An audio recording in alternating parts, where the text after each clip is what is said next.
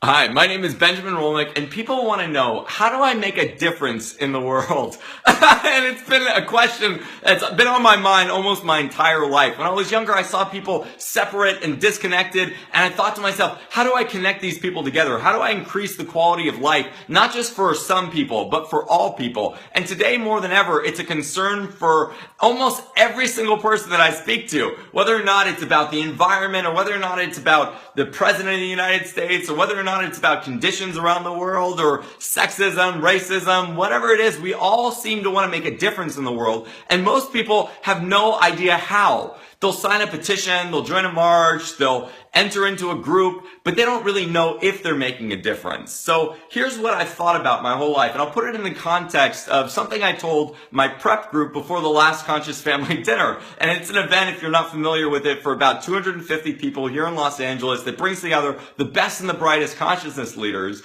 And we were all thinking about, how do we contribute to the evening? How do we make a difference the night of the Conscious Family Dinner? So I turned to everyone and I said, do you have the power to fuck shit up? And everyone was like, I don't know.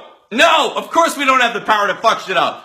And I said, no, think about it for a second. Do you have the power to make this event awful? To make people leave feeling like shit? To make people feel like, oh my God, why did I even come to this event? To really just ruin it for every single person. And everyone was like thinking about it.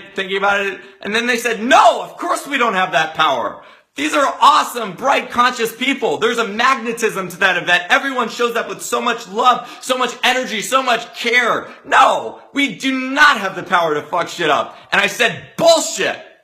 I said, think about the last time you were at a family dinner with grandma and with mom and with Uncle Susie and with your sister and with your brother and your brother's new wife and all of these things. And you're like, oh my God, we're bringing all of the elements together. This is volatile. But then you start thinking to yourself, you know what?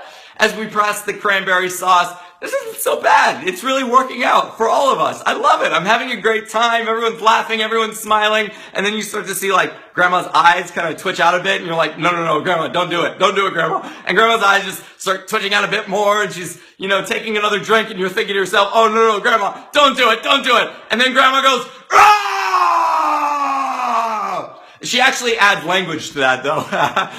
That's words, but the feeling is, ah! To your mom. And then your mom goes, ah! Back. And again, it's in words. That's just the experience of it. Because the words are all different. Anyone could say different words, but the experience, the expression is that. And then all of a sudden, you see your brother's like face drop, and he's like, I can't handle this. And he gets out, he leaves, and your sister is crying. She's going, why is this my family? And your dad is just like shaking his head, going like, why are you guys always doing this? And you feel like, oh, your stomach is dropped. You got a pit in the middle of it, and it's just not going the way that you thought it would. And grandma has just, boom, dropped the bomb on the entire family dinner. And person by person by person by person has been completely neutralized. This sunny event has went to a rainstorm, tornado, hurricane. And I ask you again, do you have the power to fuck shit up? And the group started thinking about it a bit more this time. They were like, yeah, you know what? Maybe I do kind of have that grandma power of, dropping a grenade in the middle of dinner and really screwing things up for a lot of people. But then they said, no! I do not have the power to fuck shit up. No! Because if I did, I wouldn't want to. And I said, if you don't have the power to fuck shit up, you don't have the power to make things better either. Because both require being an interruption in the world, creating something, doing something. And see, most people are so afraid of being an interruption that they end up doing nothing. I'll give you two really silly examples of this. So I was walking to the Grove, it's a place in Los Angeles, and there was this really angry man who had a glass bottle, and he threw the glass bottle down right before he hit the curb. And it hit the ground, it didn't shatter, but it kind of rolled out into the right-hand turning lane. And instantly my mind is like, okay, act, go, do something about it. Pick it up off the street so nobody gets hurt, no cars get damaged, nobody's life is interrupted by this in a nasty way. And the person in front of me, who is, like a few feet in front of me, I saw him take a few steps towards it. So I was like, okay, cool, I backed off, this guy's gonna take care of it. What an awesome person in the world. So he takes 1, 2 steps and then totally stops. And I'm like, why is this guy stopping? But before I start processing that, I'm out in the street, I pick up the glass bottle and I put it down on the sidewalk because there's no trash can close by. And the situation had been averted. But we ended up talking on the way to the Grove through the crosswalk. And the guy was like, yeah, I thought about doing it. And, I thought it was a good idea. But, I didn't want to interrupt traffic. And, everyone would look at me too. And it was uncomfortable. So I thought okay, cool, no big deal. But see, that no big deal could have caused a traffic accident. That no big deal could have ruined 10 people's tires. So his choice to not be an interruption in the world could have cost the world a lot of pain or caused the world a lot of pain. I'll give you another silly example. I was having a business meeting at a Whole Foods, and there was this lady who was going up to almost every table around us, and she was asking, please, can you help me figure out the directions back home? Can you please help me figure out the directions back home, please? And everyone was completely ignoring her. They were all involved either in their conversations with other people, or they were listening to music on their iPhones or reading, and they pretended like she completely didn't exist. So I got up, I went up to her and I said, what do you need right now? And she said, I need directions. I'm trying to go home. So I go, okay, well, I pull out my phone. I've got a map on my phone. So I go, where do you need to go? So we put in where she needs to go and we figure that out. And she goes, thank you so much. Thank you so much. And then she asked me, well, how do I get there? And I went, how do you get there? That's a great question. And she said, well, what bus will take me there? Is there a bus that takes me there from around this location? I'm thinking to myself, I have no idea. I don't take the bus, but here's what I can do. I'll call you an Uber. It's a really short distance. It'll cost me $5 and I'll call you an Uber. I'll get you back home. Now, this person was a bit off, mind you. They weren't like a homeless person living on the street, but I could tell maybe they were living in a, temporary homeless housing place. But I was an interruption in her life, and she was so grateful. She held onto my arm. She had tears in her eyes. She was like, thank you for seeing me. Thank you so much for helping me. I put her in the car. I called the Uber driver when she arrived, and she got home to her place safely. And nobody else was willing to be a loving interruption, but I was willing to do it. I was saying, okay, cool, let's do this. Let's actually create something in the world because it's uncomfortable. And why do most people not do it? Because they think it's so easy to screw things up. They think about grandma being an interruption in the world. They think about Uncle Bob being an interruption in the world. They think about that coworker who's just so annoying, who's always asking these pesky questions and about how they're an interruption in the world. And they think to themselves, I don't want to mess things up like that. So then they end up doing nothing. But see, it takes risk to create something. It takes just as much risk to create something as it does to destroy something. Most people spend way too much time worrying about what other people think of them until they realize they don't. Let me say that again, in case you didn't get it. Most people spend way too much time worrying about what other people think of them until they realize they don't. See, when I'm debating whether or not to be an interruption in people's lives, I'm thinking me. I'm not thinking you. I'm not thinking about what I want to create for this other person. That person who didn't want to pick up the bottle in the street wasn't thinking about all the cars that could be damaged, the people that could be hurt stepping over it, because stepping on glass with sandals could cut through your shoe. He was thinking about me. I don't want to be uncomfortable in this situation. I don't want to look weird. I don't want to step out into the street, or I don't want anyone to not like me because I'm interrupting traffic right now. But see, the thing is that when you're focused on what you're creating in the world, when you're focused on the outcome, when you're focused on what the beautiful, magnificent thing that you can bring forth is, you're not thinking about yourself anymore. You're not thinking about whether or not you'll look good, whether or not you're going to, kind of like people are going to turn their noses up to you. You're thinking about the final result. And if you want to make a difference in the world, this is the one and only secret. This is it. So listen up. If you haven't listened to anything else, listen to this. If you want to make a difference in the world, here is the only thing you need to do. Become an interruption. That's it.